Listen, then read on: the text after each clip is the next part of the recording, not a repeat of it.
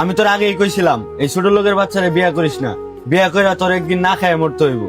আর আইসে না এই দিন, এখনো সময় আছে, ছোট লোকের বাচ্চারা ছাইরা আমাকে এনে ফিরায়। শোন ভাই, আমি বিপদে পড়ে তোর কাছে আইছিলাম টাকা নেওয়ার লিগে। তুই যদি টাকা না দিতে পারস সরাসরি না করে দিবি, তারপরও আমার জামাইটা ছোট করে কথা কবি না। শোন, তোর জামাই যখন এতই মান সম্মান, তাহলে তুই আমার বাড়িতে কেন আইসস? আর এই বাড়ির উঠানে তুই কখনো পাড়া দিবি না। আর এই বাড়ির উঠানে তুই এই দিনকে আইবি যেদিন তুই ওই ফকিনির বাচ্চারা ছাইরা একবারে আসতে পারবি।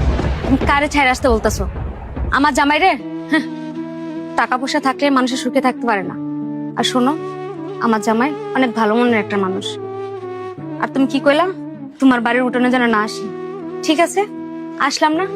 আজকের পর থেকে তোমার বাড়িতে আমি তো দূরের কথা, আমার ছায়াকেও তুমি দেখতে পারবে না।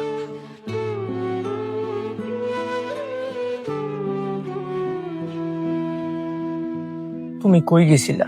গেছিলাম ভাইয়ের বাড়ি। কিন্তু আপনি কই যান? আমি একটু কামে যাইতাছি। কি কন? এই অসুস্থ শরীর নিয়ে কামে যাইতেছেন? কি করবো কো, ঘরে তো বাজার সদায় কিছুই নেই।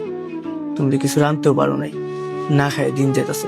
এদিকে আমার ওষুধ কেনার টাকাটা পর্যন্ত নাই। অসুস্থ শরীর নিয়ে আপনার কামে যাইতে হইব না, আপনি ঘরে যান। আমি যেভাবে হোক আপনার ওষুধ কেনার ব্যবস্থা করবো। তুমি মেয়ে মানুষ, তুমি কই থেকে ব্যবস্থা করবা? আর তুমি হঠাৎ করে ভাইয়ের বাড়িতে গেছিলা কি লেগিয়া?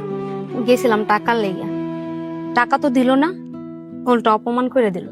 অপমান তো হই পাই। আমার মতো গরিব বিয়ে কইরা তুমি তো তোমার বাবা মা ভাই বোন সুখ শান্তি সবকিছু হারাইছো। তোমার এখনো সময় আছে, তুমি আমারে ছাইরা চলে যাও। না, এইভাবে বললেন না। আপনার ভালোবাসে বিয়ে করছি, বউ হয়ে এই বাড়িতে আসছি, আর লাশ হয়ে ফিরে যাব। তারপর আমি আপনার ছাড়তে পারবো না।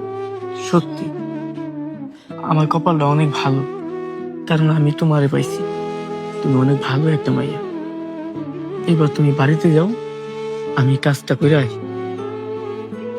কাজ করে এই মানে এই অসুস্থ শরীর নিয়ে এই বর দুপুরে যাইতে হইব না। ঘরে চলেন তো, চলেন।